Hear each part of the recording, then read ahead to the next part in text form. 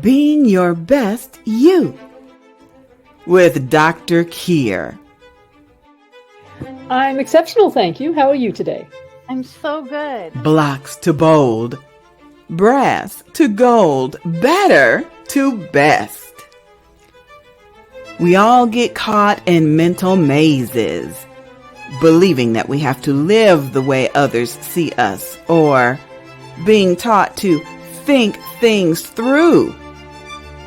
Dr. Kier is an agent of change using Geotran human programming and activations to quickly and easily release people from the automatic patterns and inner glitches that block their healthy, wealthy, happy life.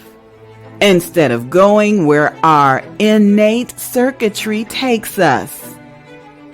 Being in alignment with you is the best way to create your best life. Are you ready to be your best self? Being Your Best You with Dr. Kier.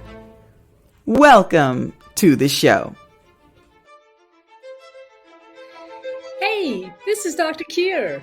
I am in Vichy, France, where the weather is absolutely beautiful. Hooray! Anyway, we're going to talk about a couple of interlocking subjects tonight. As you see, it's just me. No interview tonight. It's just dear little me talking to you.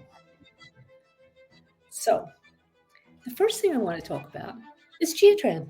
You know, here's the little thing under my name saying Geotran for the gold, and very naturally, because there are only 40 of us in the world who are Geotran practitioners, everybody else says, what the heck is Geotran? Okay.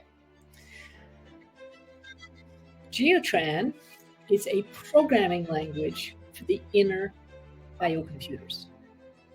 Now, I want you to understand that there are many things that you are as a human being. And one of them, structurally speaking, is a bunch of computers that are like linked together as a local area network. And these computers govern what you create or attract, or what you're attracted to, or what you manifest in the physical realm. So in point of fact, tonight's program is basically going to be about manifestation, but I'm going to start with the first steps. Yeah. I'm going to start with some Geotran. So Geotran, as a language of all possibilities, was created by my teacher, Dorothy Espio. Now, you probably heard this story before, but I actually trained as an architect. And I came back to the US. I trained as an architect in Britain. And I came back to the US in 1992.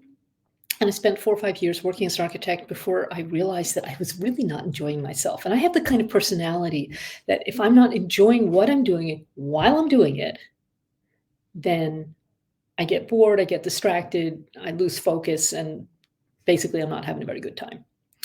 But I was surrounded by architects who are very passionate about architecture. So I saw the contrast. Here were people who, and being an architect is what they were. It wasn't just something they could do. It was something I could do. And my mom had died and left me a little bit of money.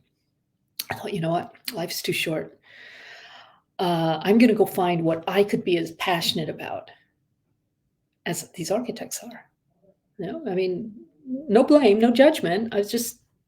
I wanted to be and do and have and serve the way I am designed to do it. I didn't at that time know about the inner computers. So I sublet my apartment. I hopped in my car. I went south and west, because by this time I had been 20 years in Great Britain and 5 years in Vermont. I had 25 years of cold and precipitation. I was done. So I ended up in, of all places, Arizona. At least it's sunny, dry. And I met Dorothy in a business meeting about something else entirely. And she said, would you, I'm going to give a demonstration of what I do next Tuesday if you'd like to come. So I went along, and there were about 15 of us, and she was showing us some really remarkable things that she could do. using muscle testing to find out where somebody was off, where somebody was weakened by their experience or by their belief or whatever it was she was working on. And then how to change it. And she was actually working specifically with money. She was sort of handing dollar bills to the person in front of the room and showing how that person, like everybody else, had a very set amount of money that she could receive or earn or create or manifest in a given month. And if it was even $1 more than that, it's a very specific amount for each person. If it's even $1 more than that, the muscle testing would go down, the field, the power, the energy in the computers would be lessened, and the person would start creating self-sabotage or illness or car accidents or something that was going to use up that excess money. Well, she said something that's really stuck with me. She said, if you have health issues, if you have family patterns, dysfunctional family patterns, I thought, oh yeah, I know about those. If you are not making enough money or as much money as you would like to have the kind of life that you want to have, if you are having the same romantic relationship over and over again, just with different people. And I thought, okay, I got to put my hand up for that too. If any of these are going on, that these are programming issues. Now, I come from a family of computer programmers. My father met my stepmother, his second wife, in the 1950s at IBM. I grew up being able to read punch cards. So when somebody talks to me about programming issues, it's like, oh, that means we can fix them. And that's how I was introduced to Geotran as a method of recoding those inner biocomputers. Okay, so there are 4 main biocomputers. There are also other parts of your system. There are actually 12 computers, but there's really, if we can just get the main 4 clear, we're doing really, really well. There's your mortal soul, which acts as your operating system. There are other bits and pieces. It's a lovely, intricate, and I love intricate systems. So I was just all over it. And I actually stayed in Arizona, and I worked in Dorothy's office for 3 years. Now, this had a couple of really big benefits for me. One, I know more about pouring and labeling 1-ounce remedy bottles than any human being should ever have to learn. I am an expert. Secondly, she paid me for my work. It's a kind of hourly wage, but the big benefit, the big perk was that I got to go to any class that she was teaching for free, and I did. Also working with her, because she was extremely energy sensitive, and of course she was the leading expert in Geotran because she had created it. If I walked into that office and there was something on me, I heard about it.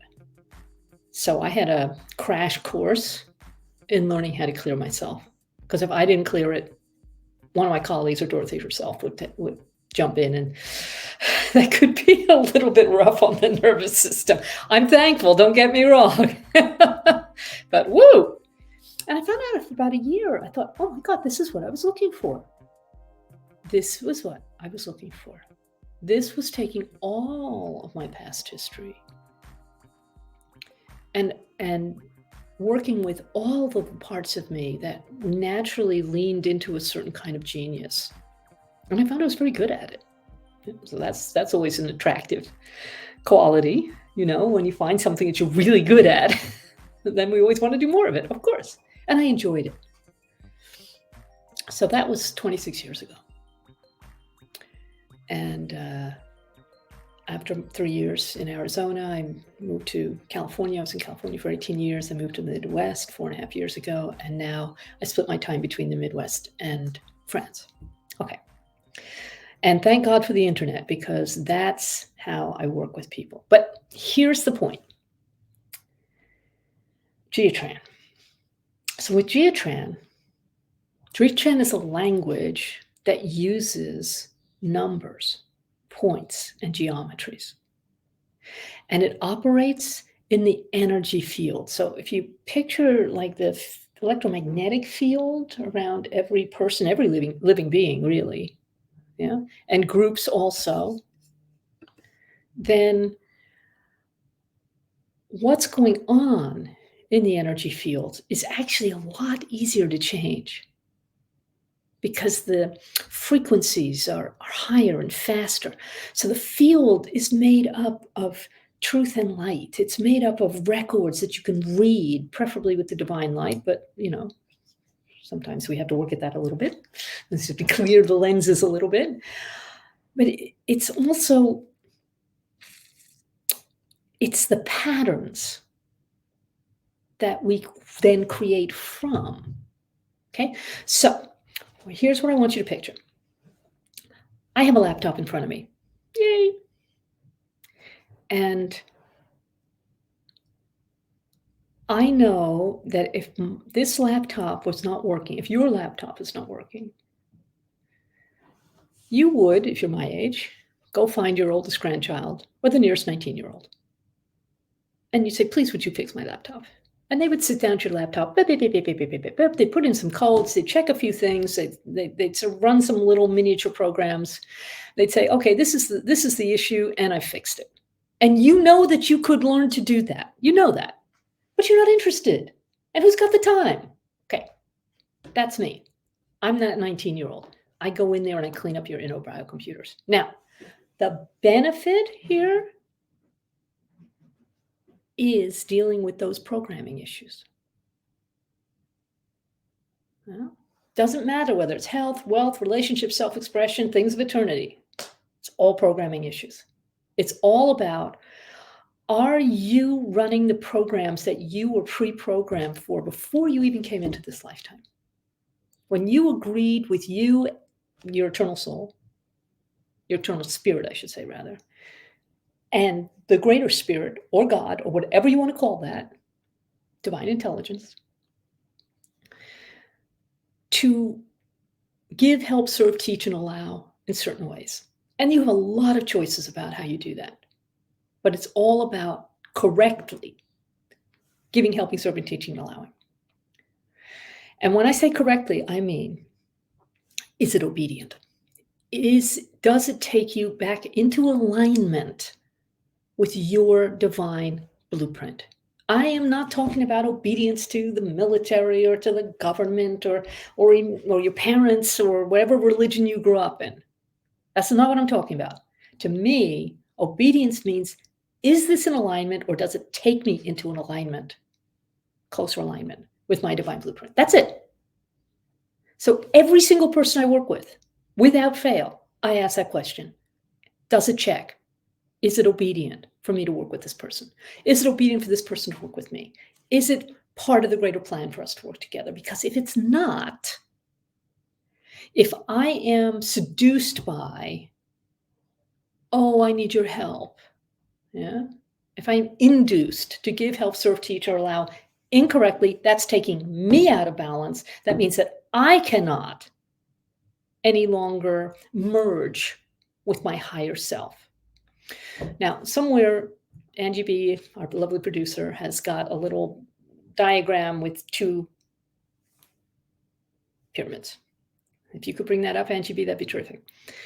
Now, the point-up pyramid is your human self, okay? It comes in 3 layers: physical, soul, spirit in the pointy bit. Ah, there it is. Thank you so much. You see what I'm saying? Physical, soul. Now, the soul is your psyche, yeah? People who don't use language the way I do talk about the soul as being the eternal part. It's not. The soul or psyche is what you think, feel, believe, and desire. Okay? And it forms the cup. It's the personality self that holds your spirit, that shapes your spirit, right? But it is not the same as your spirit. Now, the spirit is always okay. The spirit is fine. The spirit is already redeemed, if you want to put it that way. The spirit is able to hear what the Spirit of God, which is the pointy bit of the point down pyramid, that's the God self, then it's able to listen to the Spirit of God, which is the Holy Spirit, or Holy Spirit, Holy Ghost, Holy Spirit promise, or Ghost promise, depending on your theology. Okay, so the way we are designed to run is to have the God physical right up there at the top, which includes the immortal soul, which is your operating system, and includes some other stuff too, to speak to or instruct the God soul. So that's the heart of God, the mind of God, the soul of God, and the favor of God. Pay attention to favor there. And then that tells the Holy Spirit what to do. And on a good day, that makes the leap into your spirit. And then it gets blocked by the soul. Because for most of us, that soul level, that psyche, that personality self is so choked up that the inspiration is unable to get into the physical realm. Yeah, so at each of these levels, that high, fast spirit of excellence gets slower and muddier, I'm sorry to tell you, at least when it gets to the soul level. So we all have lots and lots of imprints. Now, I'm using the word imprints really, really loosely. I don't care what you call those blockages. They can be toxic memories, toxic beliefs, toxic experiences. They can come from you. They can come from somebody else. They can come from whatever society or culture or country or religion you grew up with. They can come from a genetic line contamination. My experience is that 80% comes from somebody else. And by somebody else, I mean a person, place, or thing that is not you. And that's not even supposed to be in your field. Because, especially below the age of 10 years old, we're operating totally from the subconscious, and the subconscious is being bombarded by the subconscious of everybody else around you. Right? So you end up running the equivalent of computer viruses. And if you have a computer virus, and normally more than one in there, that means 3 possible results. 1, you're going to run a program you don't want to run, which could be loss, lack, poverty, Pharisee, hatred, greed, victim, grudges. I can't, I won't, worry, judgment, unforgiveness, blame.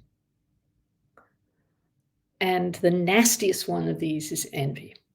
Envy is always toxic. Right? So, running a program you don't want to run. 2, maybe you have a strong immune system. Yeah, maybe you have a viral scanning program in there that says, no, don't do this, don't do this, don't do that. No, not that one either. Right. Okay. But then you're using up system resources. So your computer's slowing down. 3rd possibility, your computer crashes. And that's when we get these mystery ailments. Right? So think about how many mystery ailments have really come up in the last, say, 50 years. Yeah, chronic fatigue, hysterical fatigue, Lyme disease is another one. Yeah. And this is because we have been so bombarded, our immune systems have been taken out by contamination of one sort and another. And sometimes it's physical. Yeah. Sometimes it's physical contamination, I meant to say, like pollution of one sort and another. But often, very often, it is something going on in the soul level. That's what you think, feel, believe, desire, your emotions, your mental, functioning, and your will. Yeah? Now, good news is, it's a lot easier to change things there than it is to change them in the physical. This is why people who are in my line of work, let's say you suddenly get an illness. Let me use an example from my own life. Until I was 8 years old, I had perfect 20/20 eyesight. And in the course of a year, it degraded to the point where I had to wear glasses. So at 8.5 years old, I'm wearing glasses.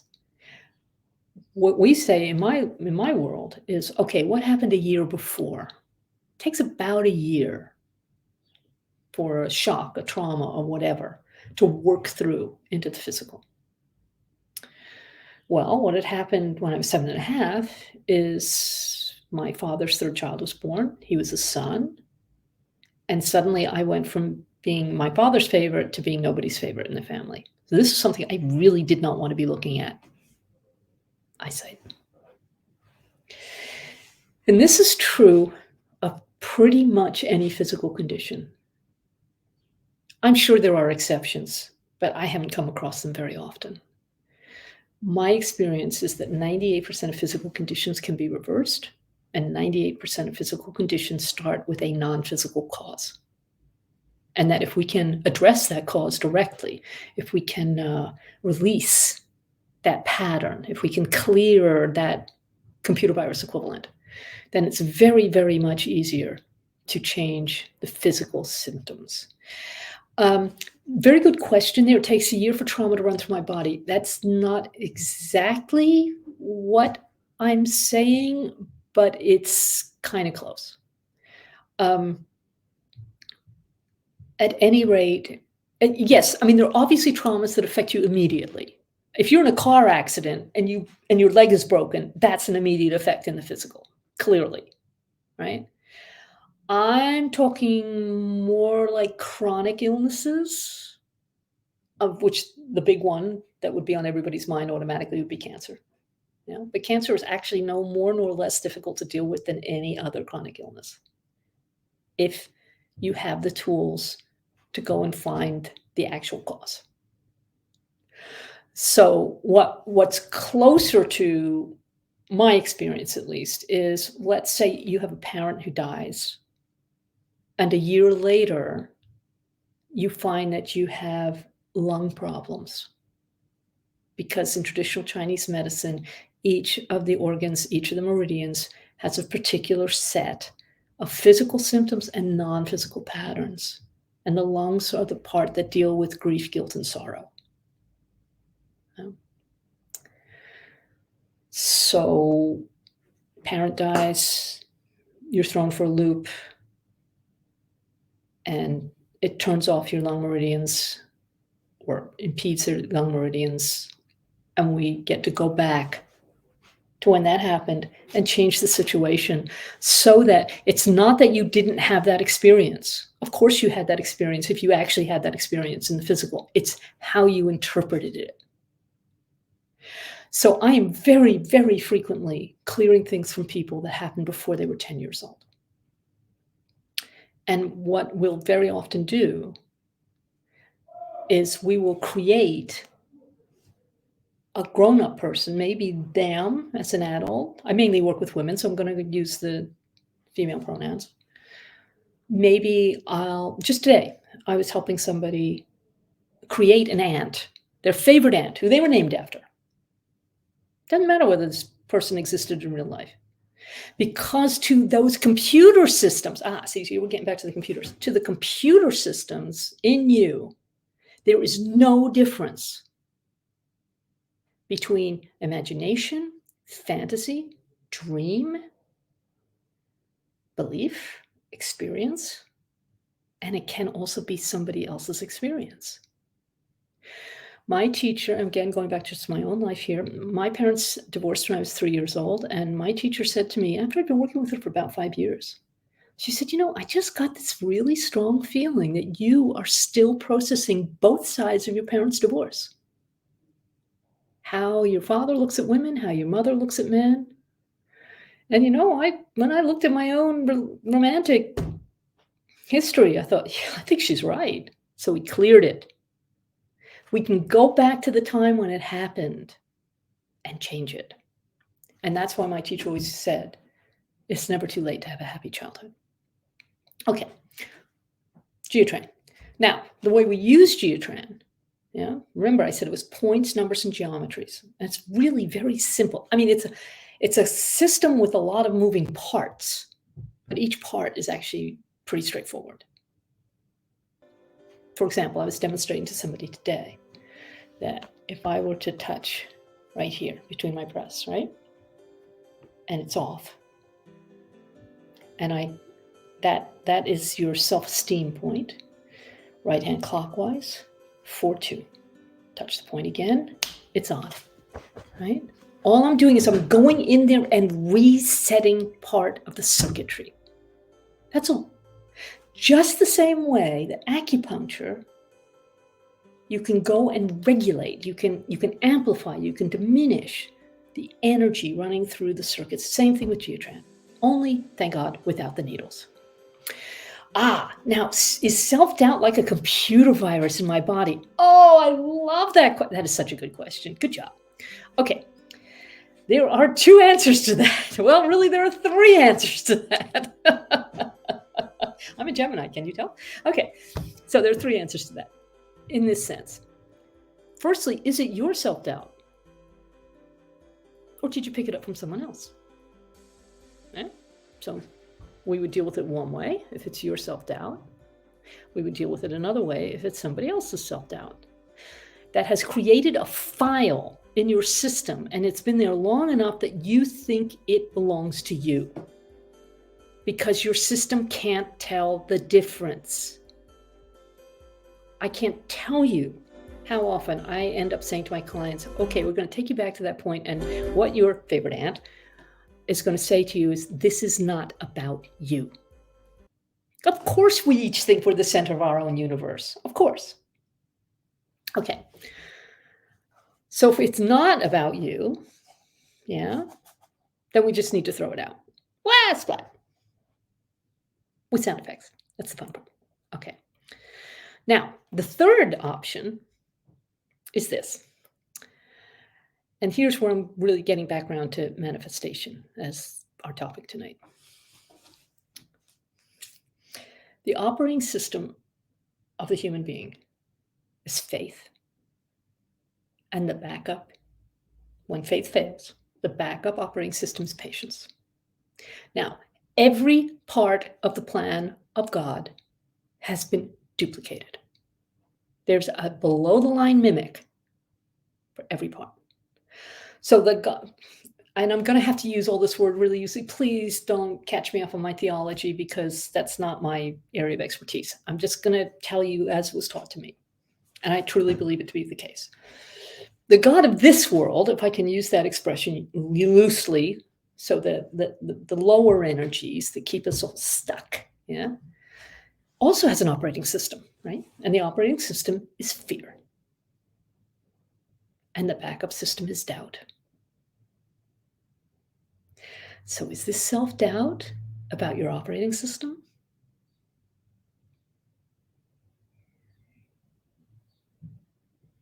Is it affecting your operating system?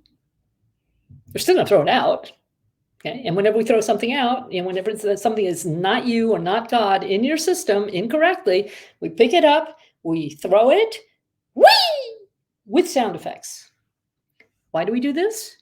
Because like all of Geotran, we are getting the right side of the brain, the left side of the brain to act together, right? So the right side of the brain only responds to images and actions, and the left side of the brain only responds to words and sounds. So all Geotran always has actions and sounds together. So when we're throwing something out, action and sound together. Splat! Plus it's fun. So getting back to faith. The operating system is faith. The backup operating system is patience. And here's where it's really important where we are right now, especially in the US and especially politically, okay? And I'm not trying to judge anybody else's politics, although I know what I think and feel and believe. But look, the whole problem with conspiracy theories of one sort and another, at one level and another, is that they are entirely based on fear and doubt. They are getting you to be fearful about something and to doubt science, to doubt your own faith, to doubt your own understanding, to doubt whatever, okay? So something that is inherently based on fear and doubt, the only thing it can do is to take out your faith and patience. So you are no longer able to run your own operating system correctly. So please, and I'm saying this in a non-political way, when you brush up against conspiracy theories, turn and walk away. If it doesn't, whatever it is you're hearing does not increase your knowledge, wisdom, understanding, your faith, and your patience, then it is not for you, my friend. Let somebody else wrestle with it. because it's just going to take up your time and your energy, and it's not going to help your computers process any better. Okay, so getting over to manifestation and geotran. All right. So I was actually, earlier today, I was teaching a masterclass.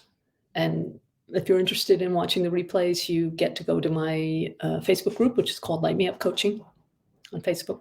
You have to join the group. But there's a whole lot of videos under the guides, and you can watch the replays if you want. Now, because those computers are governing your physical manifestation, because the physical manifestation comes out of what's going on at the soul level, right? Then it's really important to start clearing out that soul level. And specifically, let's just talk about money specifically, because I know that that's been a great concern for certainly in the US and people around the world. You know, we're all struggling a bit on the physical manifestation, resource, money side. Okay, that's why I do master classes on this topic. You have a very specific ceiling on what you will allow yourself to receive. I said that earlier, I'm pretty sure. I may have passed on since then. Yeah, but seriously, I can work with anybody and find out within a minute or two what they are allowing themselves to receive. Now, how do I do that? I do that with muscle testing. And I understand there have been some questions about what muscle testing is. Okay, so I'm going to just do a little sidebar here for a second. And again, if you go and look at my Facebook group, which is Light Me Up Coaching on Facebook, then you will see some guides that I have an article on 6 different forms of muscle testing. And I think I also do a couple of demonstration videos. Okay, here's the deal. Every cell in your body acts like a little battery. Yeah. It has a certain charge, a certain direction to it. Okay. Now, when you ask a question with a yes/no answer, we do not ask why questions. If you have to ask a why question, you need to reframe the question. A much better question is, what's a better question? Not to be recursive. So when you ask a question that has a yes/no answer, you can ask your body intelligence. You can ask your entire field for the answer. And without going through your rational mind, you can get a yes/no answer using muscle testing. All these little cells, if there's more life force energy going through it, if you have a strong response, if the arm stays up, if you're doing arm testing, then that's a yes answer. There's more energy for that, whatever the question is. If there's less life force energy going through, then the arm will go down, or the fingers will be sticky, depending on what actual mode of muscle testing you're using. If you're using a sway test, for instance, so you're standing very, very tall and you're either going to go forward or back. That's a really good one for beginners to use because you feel it so immediately. Yeah. So forward is yes, back is no. So think about, you put something, food in front of you, something to eat or drink in front of you, and you're asking, is it obedient for me to have this? Does this check for me? Yeah, you're either going to go forward, yes, it's good, or back. Yeah. Now, I personally like one-handed muscle testing because I can do it while I'm driving. And when I'm demonstrating, most of my colleagues use this when demonstrating because the person can do it on themselves. Yeah, so this would be a yes, it stands firm, and that would be a no. Okay, I like this one. Right? There's more energy going through my hands. It's very easy for the fingers to pass each other by, and you'll actually hear the sound. And I'm very auditory, you may have noticed. That's a yes. If there's less energy, the fingers are sticky. They don't pass each other. They don't make a sound. Yeah? So it's super, super easy. My name is Kier. My name is Clara. My name is Henry. Yeah? My last name is Adep. I am married. No. Yeah, you see how easy this is? You just go out and practice. Actually, what I do is I send my students out to the supermarket or to Chinese restaurants. Yeah? Because we start with unimportant questions. In fact, we start with the unimportant questions you do know the answer to so that you can feel what the yes, no is. We go on to unimportant questions you don't know the answer to. Yeah, we're just for those first couple of weeks, we are just getting you and your body into alignment with a yes or a no. That's it. We don't use it for important questions to start with. I mean, I actually taught a group of people how to do the muscle testing, and I was doing a kind of every 2 weeks clearing, healing thing for the group. And I didn't see this one gal for a couple of months. And I said, "Oh, have you been away?" He says, "Yeah. I heard to get back together with my high school sweetheart in Texas." I said, "Did you check that?" And she said, "Yeah." I said, "Did you not hear the bit about unimportant questions until you're 100% comfortable?" Hey, I am 97% accurate for other people with my muscle testing, but even I go to my colleagues when it's an important question that I'm not getting a really clear read on. But of course, the more you practice it, the easier it is, the more clear the information becomes. Okay, so end of sidebar. So with Geotran, what we're doing here is we are always, always, always checking. Yeah. So I would start with somebody. I would say, "What percent are you?" And they would guess. And I would know it was a guess. And they would know it was a guess. And that's okay. It's a good start. But I'd muscle test. Okay, you're 59% you. Okay, that means 41% of what's going on in you, in your computers, is not you. It's somebody else's beliefs, thoughts, feelings, desires. It's not you. So let's throw them out. And we will identify them. And we will keep doing that. And I'll be checking. Okay, so the first person is a male, is a female person. Okay. And we'll find out who that is. Well, spot. And the second thing is the first place, it's a thing. Okay, we'll find out what that thing is. Well, spot. Okay, until they check us 100% who they're designed to be. Then we get in and we start resetting stuff. Yeah. So it's actually very scientific. It just looks like magic. And of course, I always have my wand just in case people need a visual. But yeah, it's actually really, really straightforward. It's just something that most people haven't come across yet. So they don't have a picture. So part of my purpose on this very set of episodes is to give you a picture. Because it may be that the person watching right now could really do with some Geotran help. In which case I invite you to get in touch with me. Because this is what I love to do. This is my service. This is how I give, help, serve, teach, and allow. Okay, so there's the connection between Geotran and faith. Now, my teacher Dorothy always said that she started working with people primarily with dyslexia to start with. All the dyslexia means is that the information does not cross the midline.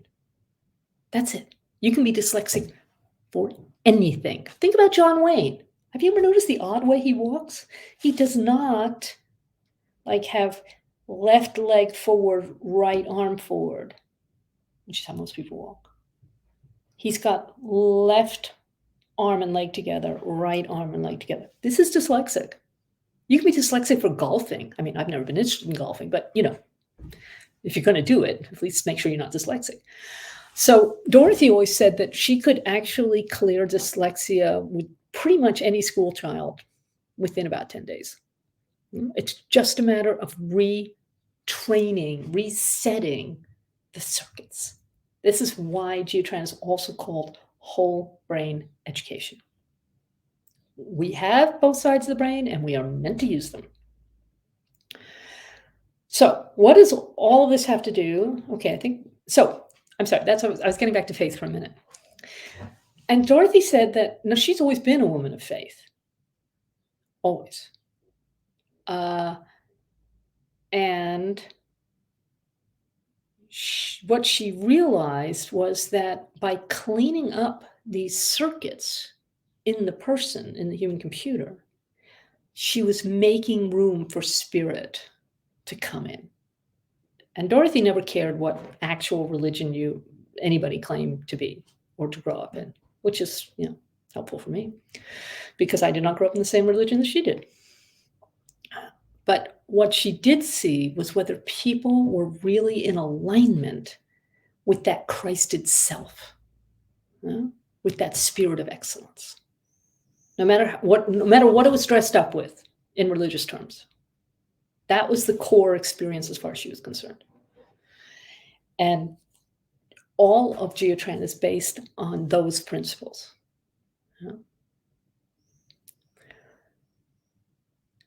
And the point about faith is that it's the operating system.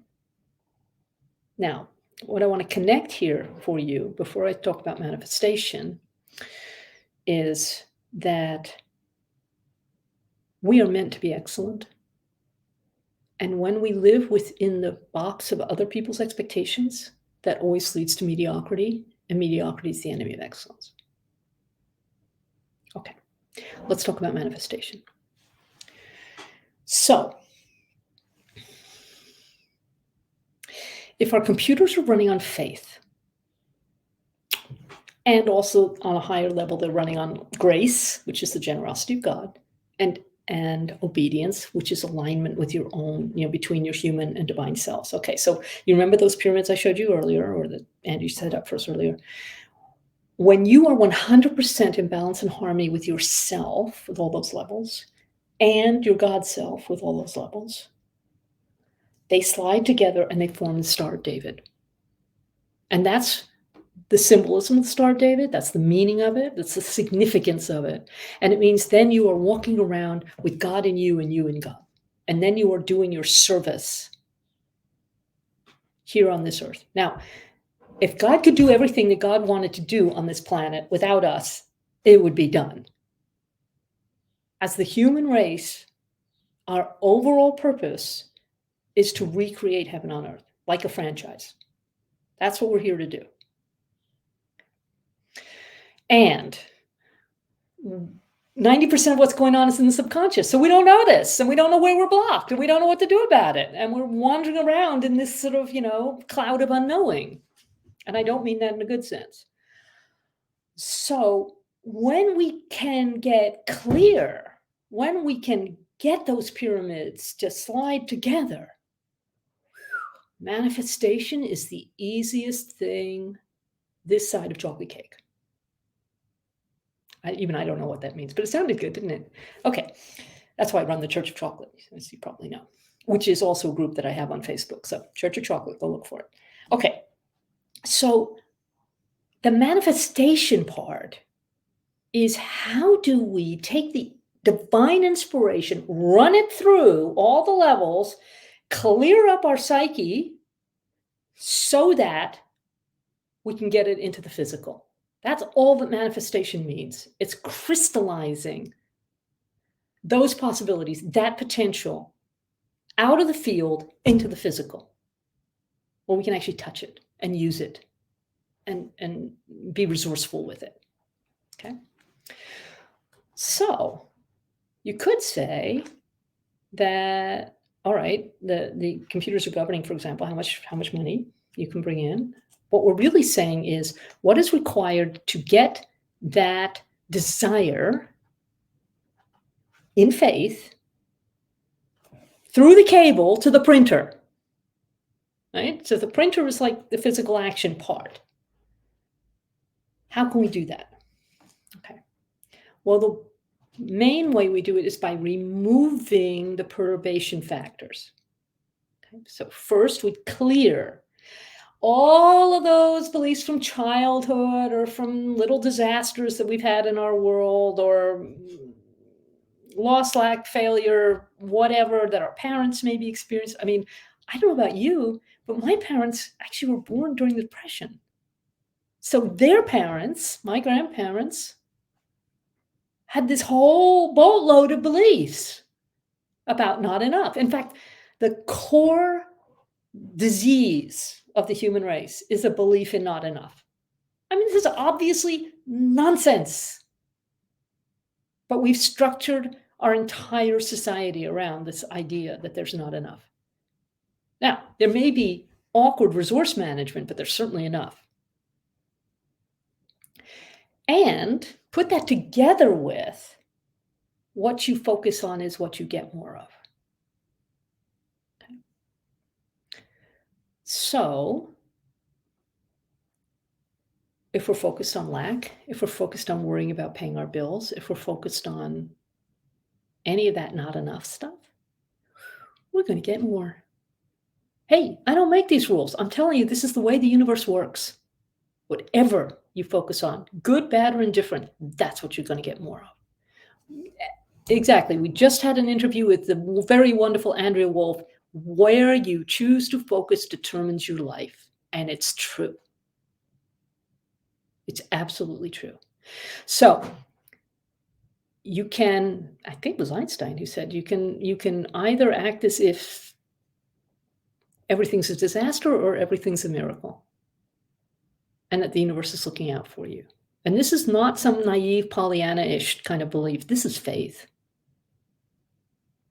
The faith that the universe supports us. And then we are going to see as significant those examples.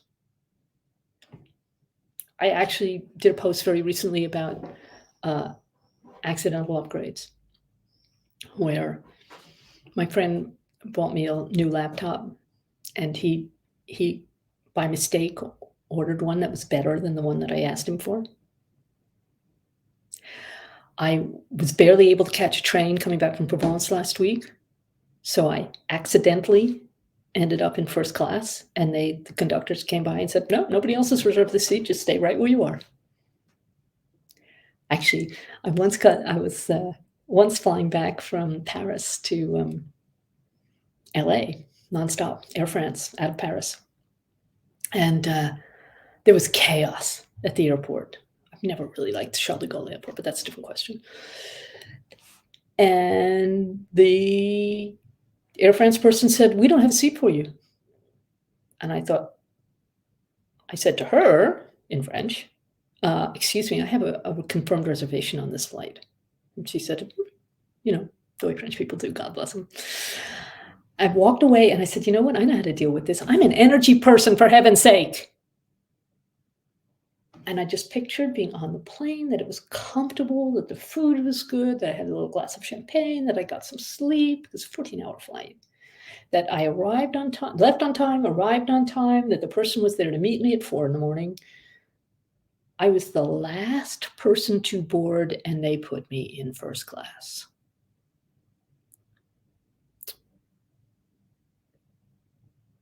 It's just a matter of clearing the nonsense out of your way. And knowing and relying and having the faith that good things are coming your way.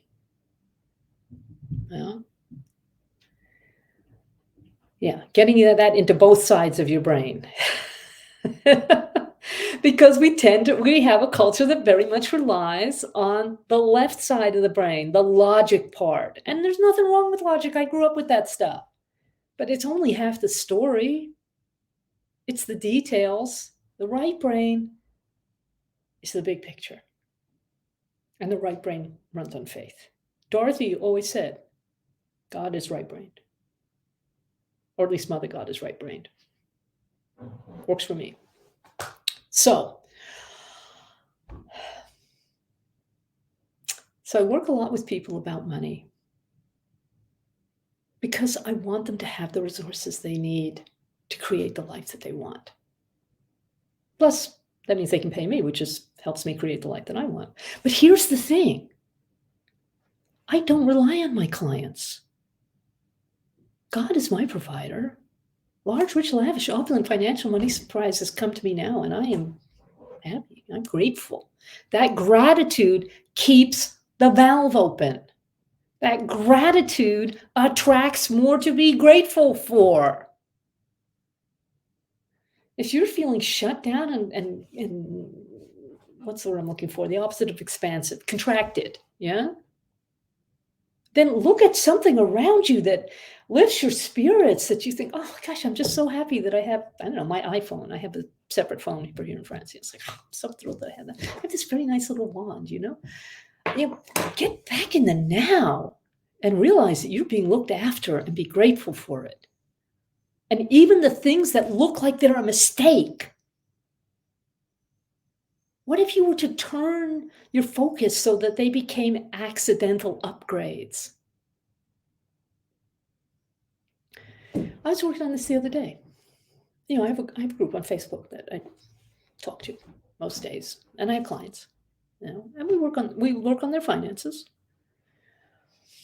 And I was remembering that there are 20 different directions from which money can come to me. Doesn't have to be my clients. It's certainly not ever going to be a job. I haven't had a job in like 20 odd years. But somehow the money comes in. 2 days ago, I looked at my emails. I do a couple of times a day. And someone had tithed to me $1,400. That was not earned money. That was not money in exchange for my time. That was money coming to me because I was focused on gratitude and on receiving. And trust me on this, if I can do it, you can do it. Because I grew up in the most left-brain way you can possibly imagine. That's why I like working with academics who have come to the end of their tether. You know, and other professional women. I mainly work with women. I don't not work with men, but I mainly work with women. Because they have been taught a very restricted way of looking at the world. They have never been taught to manifest. None of us have been taught to manifest. It's something we have to learn. But, you know, here's one of those places where it can be very exciting to look at babies and pets. Babies just naturally assume that, of course, they're going to be looked after. They don't have any other picture of the world. And they're right most of the time. I mean, obviously, there are exceptions. But, you know, also cats, especially. Dogs, maybe less so. The cats, like, man, whatever it is they want, they just want it. That's it. Yeah. And obviously, the world is set up to look after them. Clearly. Well, that's a place where we get to jump back in to that energy of, I'm having a great time. One of my favorite comic strips is Calvin and Hobbes. Now, unlike, say, Lewis Carroll, who had a completely unrealistic view of what children are like, Calvin is obstreperous and self-centered, and, you know, I would not actually want to meet a person, child or adult, who is really like Calvin in real life. But here's what I like about him. It's like he and Hobbes go out there and life is one big adventure. And so they create that because that's what they're focused on. So what would it take for you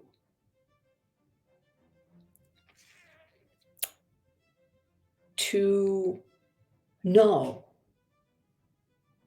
that what you desire, righteous desires, I'm not talking from a religious point of view, the things that really light up your heart, the things that are really meant for you, like me finding Geotran, it's like, oh, those things, that wow factor. What would it take for you to have some kind of faith in that? And then you start letting go of the parts, the thoughts, the feelings, the beliefs, the desires that don't match, that don't match who you are, that don't check for you. They may be fine for somebody else, but they're not you. And be drawn by that part of you that says, yes, that. And we can see this on a small scale, on a large scale. We're getting into the hurricane season, and half the time I live in the Midwest, and this is a concern for us. Did you know that actually changing the weather is one of the easiest things you can do? It's a matter of faith. And I don't mean just launching some little hope and hoping that it comes to fruition. Sit down. I have a list. Ask what force of faith you need to turn that storm. What force of faith do you need to turn that storm? Who's willing to help you? That's where the list comes in. I have a list of like 1,200 saints, guides, masters, divine helpers, whatever. See, if you're going in with the belief that you're powerless, that's what you'll get. If you go in knowing that your energy in the field, especially if you're gathered together in a group of like-minded people, you can take that storm down from an 8 to a 1 in maybe half an hour. You can turn that storm, the path of that storm, out to sea if you gather in a force of faith bigger than the storm. Now, there's a specific reason I mention this, because there are a lot of people who are talking up a storm about the economy. Actually, the economy is doing better now than it has been for the last 10 years. So get over yourselves, guys. Look at your beliefs. Yeah? But there are people who are struggling. I'm not saying that they're not. And definitely COVID has had a big impact. Mm-hmm. But have some faith. Picture the way you want your life to be. Picture ease and grace and gratitude. Spend a little time in the promised land, heaven on earth. And then, when you're stable in that field, when your faith is where it should be, when your operating system is working without these computer viruses, without these toxic beliefs and experiences and memories, then, and only then, take the steps, the action steps that you are inspired to take. Do not worry about the end result. Put it in the hands of Spirit. Put it in the hands of God. But listen to your heart and do your muscle testing and ask for the first step, not the 10th, not the 20th, the first step, because it will be there and you will know it. And give thanks in advance that everything you desire is coming to you now.